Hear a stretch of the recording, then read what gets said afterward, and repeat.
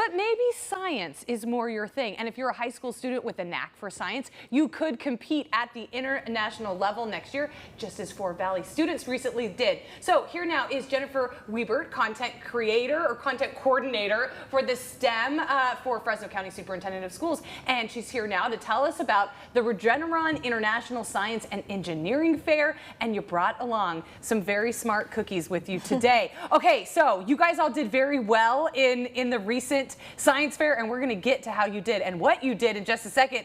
But tell us about this particular science fair.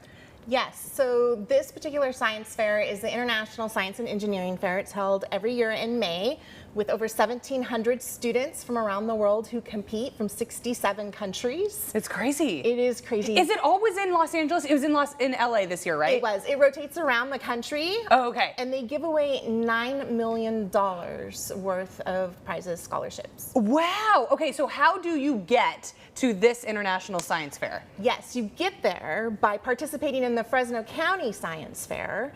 6th through 12th grade can come participate, but you have to be in high school to be able to go on to this particular competition. Right. Okay, so I will tell you guys that when I was in elementary school at Gettysburg Elementary, I won the 6th grade science fair. So my sister actually did, when she was in high school at Clovis East, she did very well in the science fair, and we went to LA, I think we were there for the state science fair. Yes. She did not go to onto the international science fair, but what's it like? I was there as a kid, so what's it like when they're competing there? It is like they're rock stars there. Yeah. They treat them so well. This year, since it was in LA, they closed down Universal Studios for a night and opened up concession stands for free, and kids had free reign of the park for 6 hours. It's just celebrity status. Nobel Prize winners are there. Top-notch scientists are there to support and talk to kids.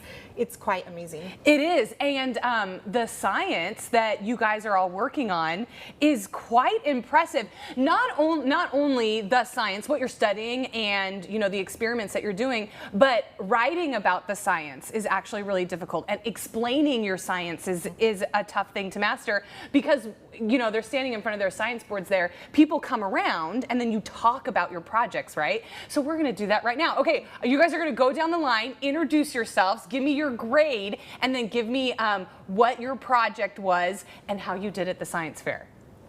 Okay, I'll start. My name is Shivamaro Trivarma. I am a junior at Clovis North High School, and I essentially developed a device that can detect 3 different cardiovascular conditions using AI from machines that are more affordable. So I had a really great time at ICEF. I placed 4th in the robotics and intelligent machines category, and I think just all around it was an amazing experience. That's crazy. Okay, how about you? Okay, so I'm Pauline Estrada, and like Shiv, I also am a junior at Clovis North. And my project was about creating an AI tool to detect herbicide-resistant weeds, and I was able to win 1st place in the plant sciences category. Oh my goodness. Okay, so my project in 6th grade was hydroponics, and so I was in the plant sciences category.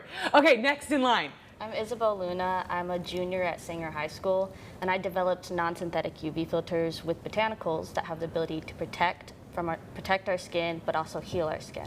Oh, that's a very hot topic right now. While I didn't place, it was a very exciting experience to go to ICEF. Yeah, I mean, you got there, didn't you? Okay, and at the end, wrapping it up. Yes, hi, my name is Jaspreet Sahoda. I'm an 11th grader from Sanger West High School. And my research was about cancer genomes, and specifically these mutations that are very complex and how we can detect them in genomes. And so I found that these mutations actually exist in cancer.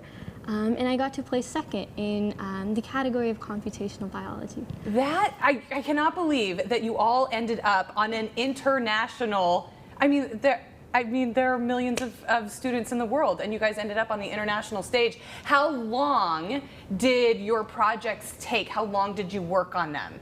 I'll ask you.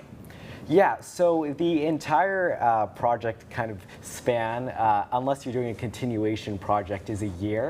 But I think just along with even working on it at school, just going home after school every day for the entirety of that year and working on the project. All 4 of us spent quite a lot of time and many hours working on it.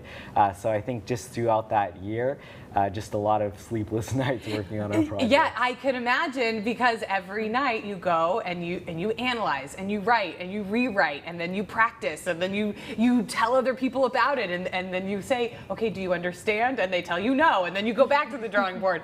So I'm very, very impressed. I don't know anything about anything that you guys did at the science fair. So I'm looking forward to great things in the future from you guys. We will have all the information. If this is your thing, if you want to compete on the international stage, all you have to do is go to the Fresno County Science Fair, and we will have a link to all that information online. You guys, thank you so much for being here. Congratulations. Okay, coming up next here, the host of Potluck with Ali Rosen. They join us after the break with some delicious summer berry recipes from Driscoll's. Stick with us.